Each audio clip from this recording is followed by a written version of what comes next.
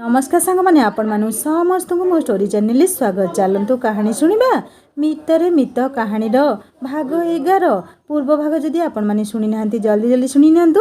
कहानी शुणी सारी सब्सक्राइब करियो केबे भूलिबेनी सांग माने। पूर्व भाग रे आपण माने शुणीथिले जेतिक मोर ताठारो अधिका तार, तेणु आपण निजकु निजे असम्मानित अनुभव करंतु नहीं। लीजा ए घरर झियो। लीजा बाबांका आखि जकेई आसिला। लीजा को पाखकु डाकी ता मुंडरे स्नेहरे हाथ बुले आनी कहले, माँ रे जेमिति स्वप्न देखिथिली ताठारु ढेर गुणा पाइली। माँ को जन्मरे कि पुण्य करिथिलु एमिति शाशुघर पाइछु। मोर सबु परिश्रम सफल होइगला माँ। मु एथर स्थिर निश्चिंतरे सोई परिबि शांति रे। तू विदा होई आसिला परठु तोरी चिंता रे आखिरे निद आसे नहीं। पूर्व भागरे एति बाटा जाय आपण माने सुनिथिले। एबे चलंतु आगो को सुनिबा। माँ लीजा ये परिवार हस खुशी को दरकार पड़े निजको बलि दे बजाय रखिबु। केबे कहा मनरे आघात देबु नहीं। तेबे जाई तो बहु धर्म सार्थक हेबो। लीजा बाबांको एते कथा सुनी कांदी पकैला भावप्रवण होई मुंड उपरे थिबा बाबांको हाथ को धरि नेई कांदिला छुआंक परी। मीनू लीजा को उठाई बुझाइले, अरे माँ तू कांदिले बाबांको कष्ट हेबनी। बोलू बाबांको पई कोन जळखिया करि देबु टिके। लीजा बाबा हाथ जोड़ी कहले, नाई समुदुणी झियो घरे किछि कहबी नहीं। मते खाली प्राणी ग्लास टी आनी दे माँ। मो पेट पूरी गला एठिको आसी खुशी रे। मु बाहरी जीवी शीघ्र टिके। लीजा उठी पळाइला आखिर लुह पोछि पोछि। ता बाबा मीनू को कहले, समुदुणी छोट झियोटा मोर ठीक रे जीवन को बुझी नहीं। जदि केउथिरे किछि त्रुटि रहि जाए ताकू क्षमा करि देबे। मीनू हाथ जोड़ी पकाई कहले, समुदी आपण एमिति कुहंतु नहीं। लीजा पानी ग्लास आनी बढ़ई देला। पचारला, बाबा सतरे पळेइब किछि खाइब नहीं। मीनू कहले, हुंडी पचारुछु कौन तू बसी गपुथा। मु कौन बनेई नहीं आसे टिके। एते दूररु आसी कौन सेमिति पळेइबे। लीजार बाबा नाई नाई हेउछंती। मीनू कहले, समुदी आपण से पुराणा कालिया कथा कुहंतु नहीं। मु एई सांगे सांगे कौन टिके बनेई देउछि। लीजा ओ ता बाबा गाँ ठारू साही पड़िशा जाए गपिबा भितरे मीनू सिमेई खीरी गिना आनी बढ़ई देले नुआ समुदी हाथ को। से जेते नाई नाई हेले भी मीनू न खुआई छाड़िबा लोक भी नुहे। तेणु बाध्यरे 2-3 चामच सिमेई खीरी खाइले से। राजा ओ अर्पिता को खोजिबा सह समुदीଙ୍କ सह देखा होई पारि नथिबारु मन दुखरे विदाय नेले झियो ठारू। से जिबा परे मीनू परिबा सबु काढ़ी गोटे बड़ कुंडरे रखी देई कहले, लीजा माँ एते गुड़ाए परिबा कौन हेबो जे 15 दिन खाइले सरिबो नहीं। मामू भी आज एते परिबा आनिथिले। लीजा काली सकाळु तो सबु प्रकार परिबा सह सबु प्रकार डाली पकाई भल छुंक देई डालमा हेबो। ता संगरे कानिका और खीरी भी हेबो भोग पाई। तू जाई टिके रेस्ट ने। मु किछि किछि परिबा नेई बड़ बो आउ खुड़ी घरे देई आसे। लीजा हाँ मारी पचारला, बो भोग कोउठी हेबो आम दुआरे। मीनू कहले, नाई लो बड़ बोंको दुआरे एकाठी बढ़ा हेबो छुआंको। आमे जहा करिबा कथा करी सेपटकू नहीं जिबा बड़ कंसारे भर्ती करी सेपटे पूजा हेबो। एति कही मीनू परिबाकू 2टा डाला धरी पकैले। लीजा मन को मन कहला, एई सांब दशमी रे भारी मजा लगे दुआर दुआर बुली खाइबाकू। गोटे प्रकार कंटेस्ट होई जाए काहा डालमा आउ खीरी बेसी भल होईछि। से दिन थिला शनिवार। अर्पिता स्कूल फेरी बहीपत्र टेबुल तलकू फोपाड़ी देई कोदाल खंडे धरी चलिला बाड़ी पटकू। लीजा पचारुछि, कुआड़े जाउछ। मीनू पचारुछंती, आलो कुआड़े जाउछु की। किछि उत्तर न दे अर्पिता बाड़ी पटे माटी खोली नला तैयारी कला। सीधा रोसई घर पछपटरू खोली खोली बाड़ीर गछ मूलरे पानी जीवा भली बंध बांधिला। मीनू आश्चर्य पचारले, कौन पागली होई जाइछु की। भूत प्रेत लागिला परी कौन एमिति गात खोलुछु। अर्पिता काम करू करू कहला, बोऊ बापा सबुदिन गछरे पानी दे केते पानी नष्ट करूछंती कहिलु। आम स्कूल को आज प्रोजेक्टर आसीथिला। सेथिरे बुझा जाउथुला पानी नष्ट कले आम आगामी पीढ़ी को हुए तो पानी न मिली पारे। तेणु आमे समस्ते चेष्टा कले किछि किछि पानी संचय करि परिबा। मीनू को भल लागिला। अर्पिता कथा कहले, अच्छा आउ कौन कह तो। अर्पिता कहला, बोऊ बिंदु बिंदु जलरे समुद्र सृष्टि। ठीक सेमिति बिंदु बिंदु जल संचय करी आमे आम जीवन काल रे केते पानी संचय करि परिबा कहिलु। आउ जदि सबु घर लोके बुझिले तेबे चिंता कर पानीर अभाव काहेकि देखा जिवो। ଗପିବା ଭିତରେ ଅର୍ପିତା ତା କାମ ସାରିଥିଲା। ବାଡ଼ିପଟ ଟ୍ୟୁବୱେଲରେ ଧୋଇ ହେଇ ରୋଷେଇ ଘରକୁ ଯାଇ ବସି ପଡ଼ିଲା ଆଉ କହିଲା, ବୋଉ ମୁଁ ଏବେ ଏମିତି କରିଛି, ରୋଷେଇ ଘରେ ଆମର ଯାହା ପାଣି ବ୍ୟବହାର ହେଉଛି ସେଗୁଡ଼ା ଯିବ ସିଧା ଆମ ବାଡ଼ିକୁ। ସବୁ ଗଛରେ ପାଣି ପାଇବେ, ଆଉ ଆମକୁ ଏକ୍ସଟ୍ରା ପାଣି ନଷ୍ଟ କରିବାକୁ ପଡ଼ିବ ନାହିଁ। ଲିଜା ଶୁଣି କହିଲେ, ହଁ ଠିକ୍ କହିଲ ଅର୍ପିତା। ମିନୁକୁ ଅର୍ପିତା ପୁଣି ବୁଝେଇ କହିଲା, ବୋଉ ତୋର ଗୋଟେ ବଦଗୁଣ କ'ଣ କହିଲୁ? ତୁ ବ୍ରସ୍ କଲାବେଳେ ଟ୍ୟାପ୍ ଖୋଲିଥିବୁ ଯେ ଖୋଲିଥିବୁ, ସେମିତି କେତେ ପାଣି ତୁ ନଷ୍ଟ କରୁଛୁ କହିଲୁ? ଯେତେବେଳେ ବ୍ରସ୍ କରୁଛୁ ଯେତିକି ଦରକାର ସେତିକି ପାଣି ସାରେ, ଅଯଥାରେ ଟ୍ୟାପ୍ ଖୋଲି ଜଳ ଅପଚୟ କର ନାହିଁ। ମିନୁକୁ ଅର୍ପିତା କଥା ଭଲ ଲାଗିଲା, ତେଣୁ କହିଲେ, ଆରେ ମୋ ଛୁଆ ତ ଏତେ କଥା ଶିଖି ଯାଉଛି ଆଉ। ହଉ, କାଲିଠାରୁ ଆଉ ଏ ଘରେ ବେଶୀ ପାଣି ନଷ୍ଟ ହେବ ନାହିଁ ଅଯଥାରେ, ଏବଂ ମୁଁ ନିଶ୍ଚୟ ସାହିରେ ସମସ୍ତଙ୍କୁ ସଚେତନ କରିବି। ଶୀତ ଟିକେ କମି ଆସୁଥାଏ, ପାଗ ପିକନିକ୍ ପାଇଁ ସୁହାଇବ, ତେଣୁ ସ୍କୁଲରେ ସାର୍ ଜଣାଇଲେ ଆର ସପ୍ତାହରେ ପିକନିକ୍ ଯିବା କାଳିଜାଇ ପାହାଡ଼, ଏବଂ ଆସିଲା ବେଳକୁ ବାଟରେ ନାରାୟଣୀଙ୍କ ପୀଠରେ ରୋଷେଇବାସ ହେବ। ଆମକୁ ଶନିବାର ରାତିରୁ ବାହାରିବାକୁ ପଡ଼ିବ, ଆଉ ରବିବାର ସନ୍ଧ୍ୟା ସୁଦ୍ଧା ଆମେ ଫେରି ଆସିବା। ପିଲାଙ୍କ ପିଛା 300 ଟଙ୍କା ପଡ଼ିବ। ଯେଉଁ ପିଲା ଯିବାକୁ ଚାହୁଁଛନ୍ତି ଶୁକ୍ରବାର ପୂର୍ବରୁ ପିଟି ସାର୍ଙ୍କୁ ଟଙ୍କା ଡିପୋଜିଟ୍ କରିବେ। ଯେହେତୁ 10ମ ଶ୍ରେଣୀଙ୍କର ଏହା ଶେଷ ପିକନିକ୍ ଏବଂ ଆମ ହାତରେ ସମୟ କମ୍, ମାଟ୍ରିକ ପରୀକ୍ଷା ଆଉ 2 ମାସ ବାକି ରହିଲା, ତେଣୁ ଖୁବ୍ କମ୍ ସମୟ ଭିତରେ ଆମକୁ ସବୁକିଛି ଆରେଞ୍ଜ କରିବାକୁ ପଡ଼ିବ। ଆଶା କରୁଛୁ ପିଲାମାନେ ସବୁ ସହଯୋଗ କରିବେ। କେବଳ 8ମ, 9ମ, 10ମ ପିଲାମାନେ ପିକନିକ୍ ଯାଇପାରିବେ। ସାର୍ଙ୍କ କଥା ଶୁଣି ପିଲାମାନେ ବହୁତ ଖୁସି ହୋଇଗଲେ। ସପ୍ତାହକ ଭିତରେ ସମସ୍ତେ ନିଜ ନିଜ ଟଙ୍କା ଡିପୋଜିଟ୍ କରି ବାହାରିଲେ ପିକନିକ୍। ବଡ଼ ବସ୍ରେ ପିଲାମାନେ ବସିଲେ।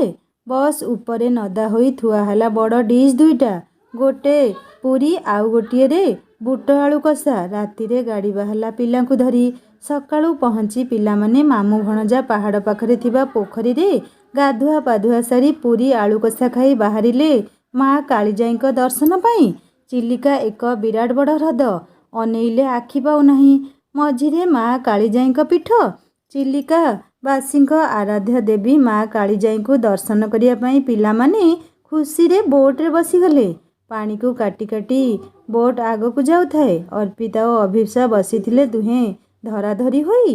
ଅଭିପ୍ସାକୁ ପାଣି ବହୁତ ଡର ଲାଗୁଥାଏ। ଅର୍ପିତା ତା ହାତକୁ ମୁଠେଇ ଧରିଥାଏ। ଦୁହିଁଙ୍କ ପାଖକୁ ଲାଗି ବସିଥାନ୍ତି ପିଟି ସାର୍। ବୋଟ୍ରେ ବସିଥିବା ସବୁ ପିଲାମାନେ ଆଶ୍ଚର୍ଯ୍ୟର ସହ ଚାହିଁଥିଲେ ଅଭିପ୍ସାକୁ। ସାର୍ ବୁଝେଇଲେ ଅଭିପ୍ସାକୁ। ପଚାରିଲେ, କ'ଣ ହେଲା ଏମିତି କାନ୍ଦୁଛୁ? ଅଭିପ୍ସା ଆଖିର ଲୁହ ରୁମାଲରେ ପୋଛି କହିଲା, ନାଇଁ ସାର୍ ଏମିତି। ଅର୍ପିତା କିନ୍ତୁ ଲକ୍ଷ୍ୟ କରୁଥାଏ ଅଭିପ୍ସାର ଲୁହ ଯେମିତି ବୋଲ ମାନିବାକୁ ନାରାଜ। ଅର୍ପିତା ଅଭିପ୍ସାର ଲୁହ ପୋଛି ପଚାରିଲା, ତତେ ମଉରାଣ ଚାନ୍ଦ କ'ଣ ହେଇଛି କହ? ଅଭିପ୍ସା କହିଲା, ନାଇଁ ବାବାଙ୍କ କଥା ବହୁତ ମନେ ପଡ଼ିଗଲା ତ। ଜାଣିଛୁ ଚାନ୍ଦ, ମୋତେ ଯେଉଁଦିନ ଗୀତ ଶିଖେଇବାକୁ ସାର୍ ଆସନ୍ତି ଆମ ଘରକୁ, ମୋ ବାବା ସେଦିନ ସବୁକିଛି ଛାଡ଼ି ମୋ ପାଖରେ ବସି ମୋ ଗୀତ ଶୁଣନ୍ତି। ମୋ ବାବାଙ୍କର ପ୍ରିୟ ହେଉଛି ଭଜନ। ଆଜି ତାଙ୍କ ଭଜନ ମୋର ମନେ ପଡ଼ିଗଲା ତ, ସେଥିପାଇଁ ମୋ ଆଖି ଛଳ ଛଳ ହୋଇଗଲା। ଅଭିପ୍ସାକୁ ଅର୍ପିତା ସାନ୍ତ୍ୱନା ଦେଇ କହିଲା, ଚାନ୍ଦ ମୁଁ ତ ତୋ କଷ୍ଟ ବାଣ୍ଟି ପାରିବି ନାହିଁ, କିନ୍ତୁ ବୁଝିପାରୁଛି ତୋ ହୃଦୟର ବ୍ୟଥା। ପ୍ଲିଜ୍ ଚାନ୍ଦ, ମଉରାଣ ଏମିତି କାନ୍ଦି ଅଙ୍କଲଙ୍କ ଆତ୍ମାକୁ କଷ୍ଟ ଦେ ନାହିଁ। ଅର୍ପିତାର କଥାରେ ଅଭିପ୍ସା ଆଖି ଲୁହ ପୋଛି ଚିଲିକାର ଗଭୀର ଜଳରାଶିକୁ ଚାହିଁଲା। ସମସ୍ତେ ମାଙ୍କ ଦର୍ଶନ ସାରି ଫେରିଲେ ନାରାୟଣୀଙ୍କ ପୀଠ। ରୋଷେଇବାସ ଆରମ୍ଭରେ ଲାଗି ପଡ଼ିଲେ ସମସ୍ତେ। ପିଲାମାନେ ଆଖପାଖରେ ବୁଲିବାକୁ ଲାଗିଲେ। କିଛି ପିଲା ସାର୍ ଦିଦିଙ୍କ ଅନ୍ୟମନସ୍କର ସୁଯୋଗ ନେଇ ପୁଅ ଝିଅ ଯୋଡ଼ି ହୋଇ ପଳେଇଲେ ଏକୁଟିଆ ସ୍ଥାନକୁ ଗପିବାକୁ। ପିଲାମାନଙ୍କୁ ଏମିତି ଦେଖି ପିଟି ସାର୍ଙ୍କ ରାଗ ପଞ୍ଚମରେ। ମ୍ୟାଥ୍ ସାର୍ ଓ ସାଇନ୍ସ ଦିଦିଙ୍କୁ ରୋଷେଇ ଜିମାରେ ଛାଡ଼ି ଖଣ୍ଡେ ବାଡ଼ି ଧରି ସାର୍ ଯାଇ ସବୁ ପିଲାଙ୍କୁ ଅଡ଼େଇ ଆଡ଼େଇ ଆଣି ଚୁପଚାପ ଝିଅ ପିଲା ଓ ପୁଅ ପିଲା ଅଲଗା ଅଲଗା ହୋଇ ବସିବାକୁ ନିର୍ଦ୍ଦେଶ ଦେଇ କହିଲେ, ମୂଳରୁ ଓଳିଆରୁ ବାହାରି ନ ଦେଖିଲା ବେଳକୁ ଏତେ କାଣ୍ଡ ସବୁ କରୁଛ? ଆରେ ଆମ ବେଳେ ଆମେ କିଛି ଜାଣିନଥିଲୁ। ସାର୍ଙ୍କୁ ହାତେ ଦୂରରେ ଦେଖିଲେ ପ୍ୟାଣ୍ଟରେ ମୁତି ପକାଉଥିଲୁ, ଅଥଚ ତୁମେମାନେ ଏ ବକଟେ ବୟସରୁ ସବୁ ଗିଳି ପକାଇଲଣି। ଚୁପଚାପ ବସ ଏଇଠି, ଟିକିଏ ହଲଚଲ ହେଲେ ସବୁ କାଲି ତୁମ ଗାର୍ଡ଼ିଆନଙ୍କ ପାଖକୁ ଖବର ଯିବ। ପିଲାମାନେ ସବୁ ଚୁପଚାପ ବସିଲେ। ଅର୍ପିତା ଓ ଅଭିପ୍ସା ଦୁହେଁ କଥା ହେଲେ, ଆମ କ୍ଲାସ୍ ପିଲା ବି ଏତେ ଚୁପ୍ ସଇତାନିଆ? ଦୁହେଁ ନେଇଥିବା ବିସ୍କୁଟ ବାଣ୍ଟି ଖାଇଲେ, ଗପସପ ହେଲେ। ଏତିକିରେ ପ୍ରୀତି ସାର୍ଙ୍କୁ ବାଥରୁମ୍ କହି ଉଠି ପଳେଇଲା ଟିକେ ଦୂରକୁ। ଅର୍ପିତା ପ୍ରୀତିକୁ ଦେଖି ରାଗରେ ଜଳୁଥିଲା। ପ୍ରୀତି ବହୁ ସମୟ ଧରି ନ ଆସିବାରୁ ପିଟି ସାର୍ ଅଭିପ୍ସାକୁ କହିଲେ, ଅଭିପ୍ସା ଦେଖି ଆସିଲୁ ପ୍ରୀତି କୁଆଡ଼େ ଗଲା? ନୂଆ ଜାଗା କୋଉଠି କିଛି ଅସୁବିଧା ହେଇନି ତ? ଅଭିପ୍ସା ଅର୍ପିତାକୁ ଡାକିଲା ତା ସହ ଯିବାକୁ। ଅର୍ପିତାର ଯିବାର ଇଚ୍ଛା ନଥିଲେ ବି ଅଭିପ୍ସା କଥାରେ ଗଲା। ଅର୍ପିତା କହିଲା, ଚାନ୍ଦ ସେ ଯୁଆଡ଼େ ଯାଉଛି ଯାଉ, ଆମେ କାହିଁକି ଖୋଜିବା ଯେ? ନିହାତି ବାଜେ ପିଲାଟା। ଅଭିପ୍ସା କହିଲା, ହଉ ଛାଡ଼ ନା ସେ କଥା, ଆଉ 2 ମାସ ପରେ କିଏ କୁଆଡ଼େ ଯିବା? ସେ ପିକୁ ଭାଇଙ୍କ ସହ ଯାହା କରିଛି ନିଶ୍ଚୟ ତା ଫଳ ପାଇବ। ଦୁହେଁ କଥା ହୋଇ ହଠାତ୍ କିଛି ଦେଖି ଆଶ୍ଚର୍ଯ୍ୟରେ ଅଟକି ଗଲେ। ଅର୍ପିତା ପାଟିରୁ ବାହାରି ପଡ଼ିଲା, ପିକୁ ଭାଇ ତୁମେ ଏଠି? ଅଭିପ୍ସା ଓ ଅର୍ପିତାକୁ ଦେଖି ପ୍ରୀତି ପିକୁଠାରୁ 2 ହାତ ଦୂରେଇ ଗଲା। ଅର୍ପିତା ମୁହଁ ଫଣ ଫଣ କରି କହିଲା, ପିକୁ ଭାଇ ତୁମେ ସୁଧୁରିଲନି? ଏ ପ୍ରୀତି ତୁମକୁ ଏତେ ମାଡ଼ ଖୁଆଇଲା ଅଥଚ ତୁମେ ପୁଣି ଏଠାକୁ ଆସିଛ? ସେ ପୁଣି ଫାଙ୍କିଦେବ ମୁଁ ଜାଣିନି ପିକୁ କିଏ? ଆଉ ପ୍ରୀତି ତୁ ପରା ସ୍କୁଲରେ ବଡ଼ ବଡ଼ ଗପୁଥିଲୁ, ଏବେ ପୁଣି ପିକୁ ଭାଇ ସହ ଏଠି କ'ଣ କରୁଛୁ? ନା ଏବେ ବି ଜାଣିନୁ ପିକୁ କିଏ? ପ୍ରୀତି ଛିଡ଼ା ହୋଇଥିଲା ଚୁପଚାପ। ପିକୁ ଅର୍ପିତାର ହାତ ଧରି ନେଇ କହିଲା, ଶୁଣ ଅର୍ପିତା, ତାକୁ ବୁଝିବାକୁ ଚେଷ୍ଟା କର। ତୋ ପରି ସେ ବି ଛୋଟ ପିଲା, ଘରେ ମାଡ଼ ଖାଇବ ବୋଲି ଏମିତି କଲା। ଅର୍ପିତା କହିଲା, ଆଉ ତୁମେ ଯୋଉ ମାଡ଼ ଖାଇଲ ତାହାର କିଛି ନାହିଁ? ହେ ମୁଁ ବି କାହିଁକି କହୁଛି? ତୁମେ ଯୋଉଠି ତାକୁ ଚିହ୍ନି ପାରିଲ ନାହିଁ, ମୁଁ ତୁମକୁ ଯେତେ ସତର ଆଇନା ଦେଖେଇଲେ ତୁମେ କୋଉଠି ବିଶ୍ୱାସ କରିବ? ପିକୁ ଭାଇ ମୁଁ ତୁମକୁ ବହୁତ ଭଲ ପାଏ ବୋଲି ମୋତେ କଷ୍ଟ ହେଉଛି, ନହେଲେ ମୋର କ'ଣ ଅଛି? ପିକୁ ଭାଇ ପ୍ରେମ ଅନ୍ଧ ବୋଲି ଶୁଣିଥିଲି, କିନ୍ତୁ ଆଜି ଦେଖୁଛି। ଏତିକି କହି ଅର୍ପିତା ଅଭିପ୍ସାର ହାତ ଧରି ଦୁମ୍ ଦୁମ୍ ହୋଇ ଚାଲି ଆସିଲା ସେଠୁ। ପିକୁ ଯେତେ ଡାକିଲା ଶୁଣିଲା ନାହିଁ। ପ୍ରୀତି ବି ସେ ଦୁହିଁଙ୍କ ପଛେ ପଛେ ଆସିଲା। ସମସ୍ତଙ୍କୁ ସାର୍ ପ୍ରଥମେ ଗରମ ଗରମ ପକୋଡ଼ି ଛାଣି ଠୋଲାରେ ଧରେଇଦେଲେ। କହିଲେ, ଛୁଆ ରୋଷେଇ ସରିବା ଉପରେ ତୁମେମାନେ ଗରମ ପକୁଡ଼ି ଖାଅ, ତାପରେ ଖାଇବା ସମସ୍ତେ ମିଶିକି। ରାଗ ତମ ତମ ଅର୍ପିତା ଗରମ ଗରମ ପକୁଡ଼ିକୁ ଖାଉଥାଏ ରାଗି କରି। ସବୁ ଛୁଆ ବି ଖାଇ ହସ ଖୁସି ହେଉଥାନ୍ତି। ଅର୍ପିତା ପ୍ରୀତି କଥା ଭାବି ରାଗରେ ପକୁଡ଼ି କିଛି ପାଟିରେ ପକାଇ ଚୋବଉ ଚୋବଉ ଉଆ ହେଲା। ଲଙ୍କା ଚୋବେଇ ଦେଇଥିବାରୁ ପାଟି ତାର ପୋଡ଼ୁଥାଏ ପ୍ରବଳ। ଆଖିରୁ ଲୁହ ଝରି ପଡ଼ିଲା ତାର। ବିକଳରେ ପାଣି 2-3 ଗ୍ଲାସ୍ ପିଇ ପକେଇଲା, ହେଲେ ରାଗ କମିବା ନାଁ ଧରୁ ନଥାଏ। ବିକଳରେ ଉ ଆ ହୋଇ ଜିଭକୁ ହାତରେ ପଙ୍ଖା କରିଲା ସେ। ଅଭିପ୍ସା ବିସ୍କୁଟ ଦେ, ପାଣି ଦେ ଏମିତି କରି ତା ରାଗ କମେଇବାରେ ଲାଗିଥାଏ। ଅନ୍ୟ ପିଲାମାନେ ସବୁ ଅର୍ପିତାକୁ ଏମିତି ଦେଖି ହସୁଥାନ୍ତି। ଅର୍ପିତା ସମସ୍ତଙ୍କୁ ରାଗି କରି ଅନେଇଲା ବେଳକୁ ନଜର ପଡ଼ିଲା ତାର ପ୍ରୀତି ଉପରେ। ହସି ହସି ଗଡ଼ି ଯାଉଥିଲା ପ୍ରୀତି। ଅର୍ପିତାର ରାଗ ପଞ୍ଚମକୁ ଉଠିଗଲା। ରାଗରେ ପ୍ରୀତି ଉପରେ ରକ୍ତ ଚାଉଳ ଚୋବେଇଲା ସେ। ଅଭିପ୍ସା ଅର୍ପିତାକୁ ଲକ୍ଷ୍ୟ କରି ଅର୍ପିତାର ହାତକୁ ଭିଡ଼ି ଧରିଲା ନିଜ ହାତରେ। ଛୁଆମାନଙ୍କୁ କହିଲା, ଆରେ ତୁମେମାନେ ଏମିତି ହସୁଛ ଖରାପ ଲାଗୁନି? ତା ସ୍ଥାନରେ ତୁମେ ସବୁ ଥିଲେ କାହା ପାଖରେ ଚକୋଲେଟ୍ ଥିବ ଦିଅ। ଅଭିପ୍ସା କଥାରେ ନୀରବତା ଖେଳିଗଲା। ଜଣେ କ୍ଲାସମେଟ୍ ବାବୁନୁ ଆଣି ଚକୋଲେଟ୍ ବଢ଼େଇ ଦେଲା ଅଭିପ୍ସା ହାତକୁ। ଅଭିପ୍ସା ଅର୍ପିତାକୁ ଚକୋଲେଟ୍ ଖୁଆଇ ଦେଲା। ତାର ଜିଭ ପୋଡ଼ିବା କମିଗଲା। ତାପରେ ପିଲାମାନେ ହସ ଖୁସିରେ ରାଇସ୍, ଡାଲ ଫ୍ରାଏ, କୋବି ତରକାରୀ, ମିକ୍ସ ଭେଜ୍, ଖଟା ଆଦି ଶୁଦ୍ଧ ଶାକାହାରୀ ଖାଇ ପିଇ ଘରକୁ ଫେରିଲେ। ଅର୍ପିତା ଖୁବ୍ ହସ ଖୁସି ମଜା କରି କାଳିଜାଇଙ୍କୁ ଦର୍ଶନ କରି ଘରକୁ ଫେରିଲା। ଘରକୁ ଫେରି କାହା ପାଇଁ କ'ଣ ସବୁ ଆଣିଥାଏ ଦେଖାଉଥାଏ। ବଡ଼ ବୋଉ, ଖୁଡ଼ୀ, ରୂପା ଭାଉଜ, ଲିଜା ସମସ୍ତଙ୍କ ପାଇଁ ମାଳି, କାନର ଇତ୍ୟାଦି କିଣି ଆଣିଥାଏ ଖୁସିରେ। ଲିଜା ସବୁ କାଢ଼ି ଦେଖୁ ଦେଖୁ ପଚାରୁଥାଏ, କ'ଣ ଖାଇଲ? କେତେ ମଜା କଲ? କୁଆଡ଼େ ବୁଲିଲ? ଏମିତି ସବୁ। ମିନୁ ଚୁଲିରେ ମଟର ତରକାରୀ କରୁଥାନ୍ତି। ପିକୁ ଆସି ଅର୍ପିତାକୁ କହିଲା, ଭଲରେ ବୁଲି ଆସିଲୁ?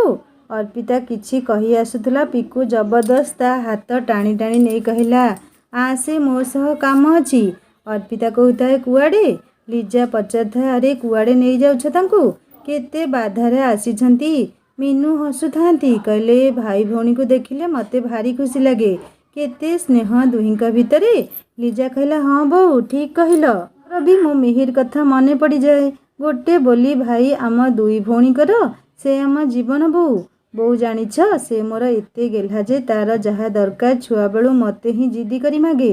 ମନକୁ ମନ ହସି ହସି ଲିଜା କହିଲା, ବୋଉ ଶୁଣିବ, ଥରେ ଆମ ଗାଁ ଯାତ୍ରାକୁ ମୋତେ 2 ଟଙ୍କା ସେ ମାଗିଲା। ମୁଁ ସେତେବେଳେ 7ମ 8ମରେ ପଢ଼ୁଥାଏ। ମୁଁ ମନା କଲି, ଆରେ ମୋ ପାଖରେ ପଇସା ନାହିଁ। ସେ ଜିଦି କଲା, ନା ମୋତେ ଦେ ତୁ। ମୁଁ କହିଲି, ସତରେ ମୋ ପାଖରେ ନାହିଁ ରେ। ସେ ପୁରା ଟିକିଟା ହୋଇଥାଏ। 3 ବର୍ଷର କି କ'ଣ? ଜାଣିଛ ବୋଉ, ମୋ ଉପରେ ରାଗି କାନ୍ଦି କାନ୍ଦି ପଳେଇଲା। ଆଉ ରାଗରେ ବାରିପଟେ ପଡ଼ିଥିବା ଗୋଟିଏ ଭଣ୍ଡା ଗଛର କଟା ଅଂଶକୁ ଆଣି ମୋ ମୁଣ୍ଡକୁ ପିଟିଦେଲା ପାହାରେ। ମୋ ମୁଣ୍ଡ ଫାଟି ରକ୍ତ ବାହାରିଲା। ମୁଁ ବସି କାନ୍ଦିଲି। ବୋଉ ତାକୁ ବାଡ଼େଇଲା କେତେ, ମୋତେ ପଛରେ ଆସି ଆଉଁସି ଦେଇ କାନ୍ଦିଲା କେତେ। ସେ କହିଲା, ଦିଦି ମୋର ଭୁଲ ହେଇଛି ଲୋ, କାନ ଧରୁଛି, ଆଉ ମାରିବି ନାହିଁ। ମିନୁ କହିଲେ, ହଁ ରେ ମା, ଏ ଭାଇ ଭଉଣୀଙ୍କ ସମ୍ପର୍କ ଏମିତି। ଆମ ରାଜା ଆଉ ଅର୍ପିତା ଛୋଟବେଳେ ଏକାପରି ଦେଖାଯାଆନ୍ତି। ରାଜାର ସାଇତା ଡ୍ରେସ୍ ସବୁ ଅର୍ପିତା ପିନ୍ଧି ବୁଲେ।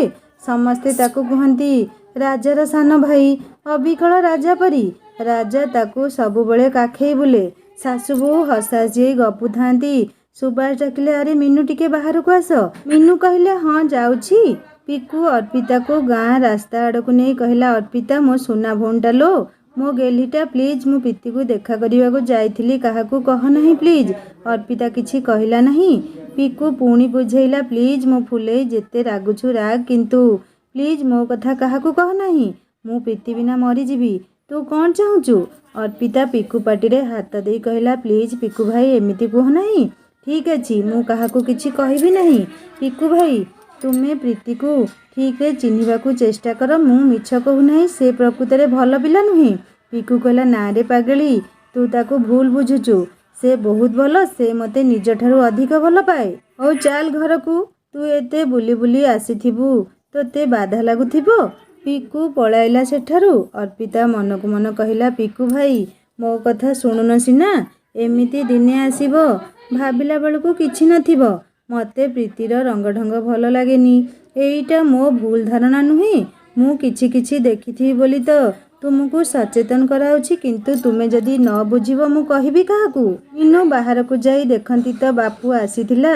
ବାପୁକୁ ଦେଖି ମିନୁ ଆଶ୍ଚର୍ଯ୍ୟରେ କହିଲେ, ଆରେ ଏମିତି ରାତିଟାରେ ଆସିଲୁ? ହଉ ଆସେ ଭିତରକୁ, କହି ତା ହାତ ଧରି ଡାକିନେଲେ ଭିତରକୁ। ସୁବାସ ଭାଇ ଭଉଣୀଙ୍କ ପଛେ ପଛେ ଯାଉ ଯାଉ କହିଲେ, ତୁମେ ଦୁହେଁ ଯାଅ ଭିତରକୁ, ମୁଁ ଦୋକାନ ଖୋଲା ରଖି ଆସିଛି। ଜଣେ ଦୁଇ ଜଣ ଗରାଖ ଅଛନ୍ତି, ଆସୁଛି ସାଙ୍ଗେ ସାଙ୍ଗେ। ମିନୁ ଅର୍ପିତାକୁ ଡାକିଲେ, ଅର୍ପିତା, ସାନ ମାମୁଁ ଆସିଛି, ଭାଉଜକୁ କହ ଟିକେ ଚାହା କରିଦେବ। ଅର୍ପିତା ଦୌଡ଼ି ଆସି ମୁଣ୍ଡିଆ ମାରିଲା ବାପୁକୁ। ଲିଜା ପାଣି ଢାଳ ଧରି ଗୋଡ଼ ଧୋଇବାକୁ ଡାକି ମୁଣ୍ଡିଆ ମାରିଲା। ବାପୁ ମନା କରି କହିଲା, ନାଇଁ ବୋହୂ, ତୁମେ ଯାଅ ଭିତରକୁ। ରାତିରେ କ'ଣ ଯିବି ଗୋଡ଼ ଧୋଇବାକୁ? ମୁଁ ବାହାର ପଟେ ଧୋଇ ହୋଇ ଆସିଛି। ଲିଜା ପଳାଇଲା ଭିତରକୁ। ବାପୁ ଅର୍ପିତାକୁ ପଚାରିଲା, ଆଉ ପଢ଼ାପଢ଼ି କେମିତି ଚାଲିଛି ତୋର? ଅର୍ପିତା କହିଲା, ହଁ ମାମୁଁ, ଠିକ୍ ଠାକ୍ ଚାଲିଛି ସବୁ। ଆଉ ଅଜା ଆଈ କ'ଣ କରୁଥିଲେ? କେମିତି ଅଛନ୍ତି ସମସ୍ତେ? ବାପୁ କହିଲା, ହଁ ଭଲ ଅଛନ୍ତି। ତୁ ଯା ପଢ଼ିବୁ। ଯିବୁ ରବିବାର ସମୟ ବାହାର କରି ଆଈ ଅଜାଙ୍କୁ ଦେଖି ଆସିବୁ ଟିକେ। ସମସ୍ତେ ଝୁରୁଛନ୍ତି ତୋତେ। ଆଜ୍ଞା କହି ଅର୍ପିତା ପଳାଇଲା ଲିଜା ପାଖକୁ। ରାଜା ରୁମ୍ରୁ ଆସି ମୁଣ୍ଡିଆ ମାରିଲା ବାପୁକୁ। ବସି ପଚାରିଲା, ମାମୁଁ କେମିତି ଅଛ? ଘରେ ସମସ୍ତେ କେମିତି ଅଛନ୍ତି? ବାପୁ ଜବାବରେ ସମସ୍ତେ ଭଲ ଅଛନ୍ତି କହି ରାଜା ସହ କିଛି ସମୟ କଥାବାର୍ତ୍ତା ହେଲେ। ଅର୍ପିତା ଚାହା ଆଣି ବଢ଼େଇ ଦେଲା ବାପୁ ହାତକୁ। ରାଜା କହିଲା, ମାମୁଁ ତୁମେ ଗପୁଥାଅ, ମୁଁ ଟିକେ ଆସୁଛି ଅଫିସରୁ, ବହୁତ କାମ ବାକି ଅଛି, ରାତି ଭିତରେ ସାରିବାକୁ ପଡ଼ିବ। ରାଜା ଯିବା ପରେ ବାପୁ ଟିକେ ମୁହଁ ଶୁଖେଇ କହିଲା, ଦିଦି ତତେ କହିଥିଲି ଯିବୁ ଟିକେ ଘର ଆଡ଼େ ବାପାଙ୍କୁ ବୁଝେଇବାକୁ। ମାସେ ବିତିଗଲା ପଛେ ତତେ ସମୟ ମିଳିଲା ନାହିଁ ନା? ବାପାଙ୍କର ମୋର ଆଜି ଦିନରେ ଜୋରସୋରରେ ଝଗଡ଼ା ହୋଇଯାଇଛି। ମୁଁ ରାଗି କରି ଘରୁ ଆସିଛି। ଭାଇଙ୍କର ତୋର କ'ଣ କରିବ ଯଦି କର, ନହେଲେ ମୁଁ ସବୁଦିନ ପାଇଁ ଘର ଛାଡ଼ି କୁଆଡ଼େ ପଳେଇବି। ମିନୁ ବ୍ୟସ୍ତ ହୋଇ କହିଲେ, ଆରେ ନାଇଁରେ, ସମୟ ମିଳୁନି ଯିବୁ ଯିବୁ ବୋଲି। ୟାରି ଭିତରେ ଯିବୁ ବୋଲି ଭାବୁଥିଲୁ। ଏତେ ଘଟଣା ଘଟିଗଲା, ୟା ଭିତରେ କ'ଣ ହେଲା, କ'ଣ ପାଇଁ ଏତେ ଝଗଡ଼ା ହେଲା? ବାପୁ କହିଲା, କ'ଣ ଆଉ ହେବ, ବାପାଙ୍କର ଏକା ଜିଦ୍, ସେ ଝିଅ ଏ ଘରର ବୋହୂ ହେବ ନାହିଁ। ଆଉ ମୋର ଏକା ଜିଦ୍, ମୁଁ ମାମାକୁ ହିଁ ବାହା ହେବି।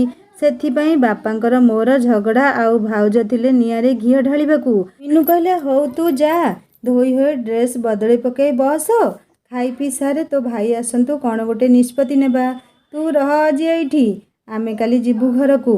ବାପୁ ଖାଇ ପିଇ ରାତିରେ ରହିଲା। ସକାଳେ ଅର୍ପିତା ସ୍କୁଲ ଯିବା ପରେ ମିନୁ ଲିଜାକୁ ବୁଝେଇ ବାଝେଇ କହିକି ଗଲେ, ଆମେ ଯାଉଛୁ, ଭିତରୁ କବାଟ ଦେଇଦେବୁ, କିଏ ଡାକିଲେ ବି ଖୋଲିବୁ ନାହିଁ। ମାମୁଁ ତ ଖାଇ ପିଇ କୁଆଡ଼େ ଗଲାଣି, କହୁଛି ସନ୍ଧ୍ୟାରେ ଫେରିବ। ଆମେ ସନ୍ଧ୍ୟା ପୂର୍ବରୁ ଫେରି ଆସିବୁ। ଶୁଣ, କିଛି ଅସୁବିଧା ହେଲେ ମୁଁ ବଡ଼ ବୋଉଙ୍କୁ କହିଦେଇଛି, ତାଙ୍କୁ ପାଖକୁ ଡାକି ଆଣିବୁ। ଲିଜା କହିଲା, ବୋଉ ତୁମେ ଯାଅ, କିଛି ବ୍ୟସ୍ତ ହୁଅ ନାହିଁ, ମୁଁ ଅଛି ଘରେ, ମୋର କିଛି ଅସୁବିଧା ହେବ ନାହିଁ। ମିନୁ ଓ ସୁବାସ ବାହାରି ପଡ଼ିଲେ ବାପ ଘର। ବାଟରୁ କିଛି ଫଳ ଓ ଛଣା ସେଓ କିଣିଲେ ସୁବାସ। ଶ୍ୱଶୁରଙ୍କ ମନପସନ୍ଦ କାକରା ପିଠା ଓ ତେଲ ପିଠା ବି କିଣିଲେ। ମିନୁ ଓ ସୁବାସ ବାଟ ସାରା ବାପୁ ବିଷୟରେ ଗପି ଗପି ଯାଇ ପହଞ୍ଚିଗଲେ ଶ୍ୱଶୁର ଘରେ। ସୁବାସ ମିନୁ କହିଲେ, ମିନୁ ଯାହା ବି କୁହ ତୁମ ବାପା କିନ୍ତୁ ଟିକେ ଅଧିକା ହେଉଛନ୍ତି। ଆରେ ସେ ଟୋକା ତ ଭଲ ପାଇଲା କୋଉ ବାହାଘର ପୂର୍ବରୁ। ପିଲାଛୁଆ ଜନ୍ମ କରିଦେଇ ଯେ ଏତେ ହେଉଛନ୍ତି, ମୋତେ କିନ୍ତୁ ଆଉ ଭଲ ଲାଗୁନି ତୁମ ବାପାଙ୍କ ମତିଗତି। ଖାଲି ବୁଢ଼ୀ ଆଉ ବାପୁ ମୁହଁକୁ ଚାହିଁ ଏତେ ଆଗେଇବା କଥା। ମିନୁଙ୍କୁ ସୁବାସଙ୍କ କଥାଗୁଡ଼ିକ ଭଲ ଲାଗୁନଥିଲେ ବି ଚୁପଚାପ ଶୁଣୁଥିଲେ ସବୁ। ସୁବାସଙ୍କ ଟାଣୁଆ ହାଡ଼ୁଆ କଥାବାର୍ତ୍ତା ବେଳେବେଳେ ମିନୁଙ୍କୁ ବହୁତ କଷ୍ଟ ଦେଲେ ବି ମିନୁ ଚୁପ୍ ରହିଯାଆନ୍ତି। କେବେ କେବେ ଆଉ କେବେ କେବେ ଝଗଡ଼ା ହୋଇଯାଏ ଦୁହିଁଙ୍କ ଭିତରେ। ଏବେ ପୁଅ ବୋହୂ ଘର, ତେଣୁ ଚୁପ୍ ରହିବା ଉଚିତ ମନେ କରନ୍ତି ମିନୁ। ଶୁଭ ତିଥିବାର ନକ୍ଷତ୍ରରେ ବାପୁର ବାହାଘର ହୋଇଗଲା ମାମା ସହ ବେଶ୍ ଜାକଜମକରେ। ମିନୁ ଓ ସୁବାସ ସବୁ ବୁଝାବୁଝି କଲେ। ଭାଇ ଭାଉଜ ଖାପଛଡ଼ା ହେଲେ ବି ବାହାଘରେ ସାମିଲ ଥିଲେ ଏକମାତ୍ର ବାପାଙ୍କୁ ଛାଡ଼ି। ବାପୁ ବାହାଘରେ ଏତେ ଖୁସି ଥିଲା ଯେ ବାପାଙ୍କ ଅନୁପସ୍ଥିତିକୁ ଅଣଦେଖା କରିଦେଇଥିଲା ବୋଧେ। ଅର୍ପିତା ବରଯାତ୍ରୀ ଯାଇ ଘରକୁ ଫେରି ଆସିଥିଲା ରାଜା ସହ। ଆଗକୁ ପରୀକ୍ଷା, ତେଣୁ ବେଶୀ ସମୟ ବାହାରରେ ଦେବା ଉଚିତ ମନେ କରିନଥିଲା। ବାପୁଙ୍କ ଆଉ ଦୁଇ ଭଉଣୀ ବି ବାହାଘରେ ଯୋଗ ଦେଇଥିଲେ। ତିନି ଭଉଣୀ ରହିଥିଲେ ବାହାଘର ଭୋଜି ଯାଏଁ। ଭୋଜି ଦିନ ଅର୍ପିତା ବଡ଼ ଖୁସିରେ ରାଜା ଓ ଲିଜା ସହ ଯାଇଥିଲା ମାମୁଁ ବାହାଘରେ ଭୋଜି ଖାଇବାକୁ। ଆଈ ତାକୁ ଗୋଟିଏ କଣକୁ ଡାକି ନେଇ ଲୁଚେଇ ଧରେଇଦେଲା 3,000 ଟଙ୍କା। କହିଲା, ନେ ରଖିତା ଡ୍ରେସ୍ କରିବୁ।